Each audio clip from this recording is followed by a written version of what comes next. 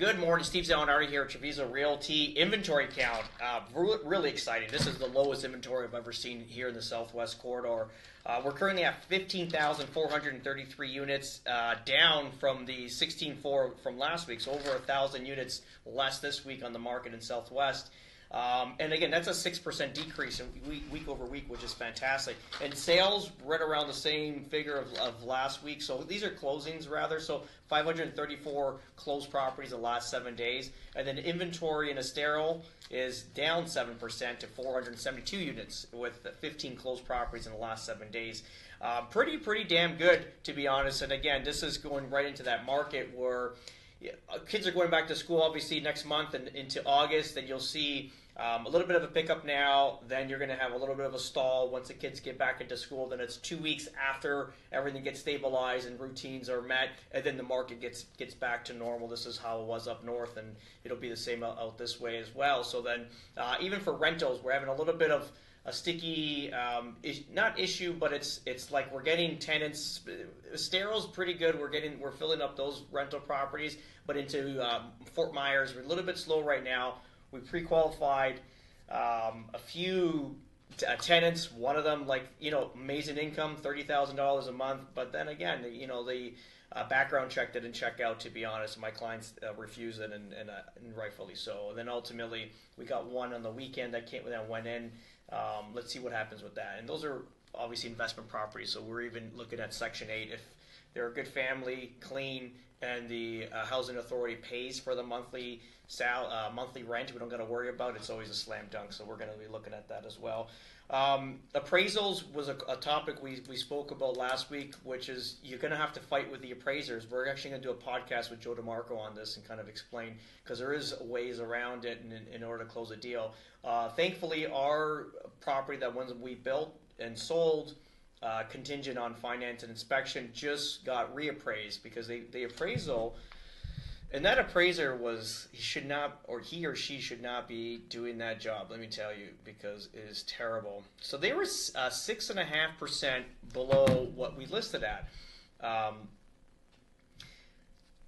And again, we didn't overlist it. If you kind of list at a list price, if we always look at numbers I'd rather have a property sell quicker, get it off the market, than put the money away, instead of a long period of time. You're going to gain an extra $10,000, $15,000, $20,000, and it's going to take you months to sell. Better to be on the market as very attractive, get it sold, get your money out, and move on. And this is what we did with that property. So I feel like we could have potentially listed it at the 759, 749 mark, and maybe landed in the low sevens potentially. I don't know, but it's it's timing. You have a vacant home, you're paying insurance, you're paying expenses, and the cost of carrying doesn't make sense. You're just chipping away. You just better get it on and off. So we listed it very, very aggressive, let's just say that, and we got it sold. And that appraiser came in about 6 to 7% below where we listed it at, which I think we are 5 to 7% below where the market should bear that property. And Cape's pretty all over the place because there's a ton of builders, but we know what we put into it, what it costs, and also what we're offering as a product. So I was not worried about it at all.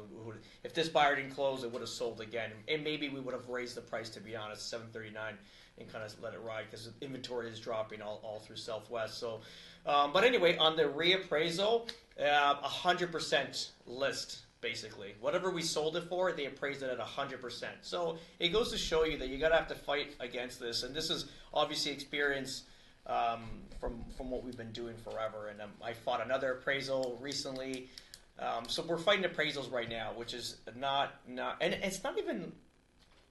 I get it. I think a lot of them are being cautious. If you're overpricing properties, and then it comes in and some buyer willing to pay that price, then it's an issue. Fair enough, but all the properties that we're listing are very close to where it needs to be on the market for appraisals. This is how I always look at it, and this is when we go on listed appointments with clients. They're not always the easiest topic where you kind of explain where the value is, because everybody feels that their house is worth more money. But I mean, if you kind of look at it as an appraiser, obviously it's appraiser and what a house should sell for will be do two different things, but we want to be very close to it. But I mean, ultimately, you kind of look at the past sales. past sales, what's currently listed, it will give you a great indication of where you should be price-wise at that. Who's your competition, and what was your past competition selling for? And obviously market conditions. If currently right now from this year to last year we are in an upturn, which is great. We're starting to see appreciation, lower inventory is going to give us more buyers, and so forth. And the buyers ain't slowing down, because we got a massive migration, obviously, from the New York section, let's say the Northeast and the Midwest, clearly, and also from Ontario, Canada. Huge migration of families moving in and relocating in Southwest Florida. Obviously, we've been a big beacon, a light beacon for Canadians, to be honest, because we've done it, and we're obviously exposing the community that how beautiful it is to live with your family and raise your family down this way. So that we are bringing a ton of clients in from Canada as well, and a lot of our buyers that are buying our listings, to be honest, are investors from Canada as well. So we have that market. We've also opened up another market from Ohio in Southwest Florida. We're working on that. Obviously, July is like a scratch month. We got so many plans to do and execute. Rather, it's just one of those things you got to organize your thoughts. But we are getting showings on all our listings, which are great. I'm just waiting for these offers to come to fruition. What else? New marketing manager.